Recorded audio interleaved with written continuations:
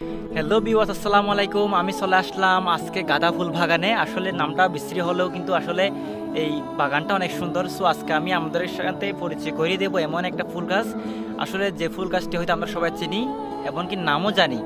So আজকে এমন একটা গাছ আমি আমাদের সামনে তুলে ধরবো, আসলে শুধু দেখতে থাকেন। এটা হচ্ছে সেই গাঁদা ফুল গাছ। আসলে নামটা অনেক খারাপ লাগে শুনতে, গাঁদা না, আসলে ফুলগুলো অনেক সুন্দর। তো এমন সৌন্দর্য এই ফুল গাছ আসলে এইখানে আছে আমাদের গ্রামে।